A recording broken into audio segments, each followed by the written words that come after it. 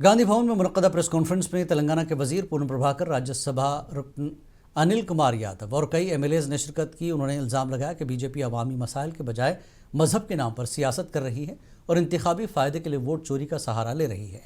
कांग्रेस लीडरान का कहना है कि रियासत के कई हलकों में मशकूक वोटिंग हुई और 8 बीजेपी अरकान पार्लियामेंट मुमकिन तौर पर धांधली के जरिए कामयाब हुए।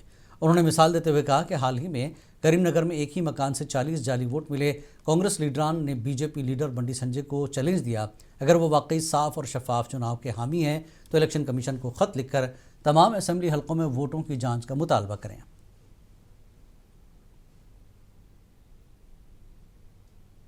మొన్న గంగాధరంలో మా ప్రదేశ్ కాంగ్రెస్ అధ్యక్షుడు మహేష్ కుమార్ గౌడ్ గారు దేశవ్యాప్తంగా రాహుల్ గాంధీ గారు ఓటు చోరీ బహిర్గతం చేసి సాక్ష్యాధారాలతోటి బీహార్లో జరిపిన విధంగా ఇక్కడ కూడా 8 మంది పార్లమెంట్ సభ్యులు ఆ భారతీయ జనతా పార్టీకి సంబంధించిన వాళ్ళు దొంగ ఓట్లతోటి ఓటు చోరీతోటే గెలిచి ఉండొచ్చురు అనేటువంటి ఒక మాట చెప్పినాడు.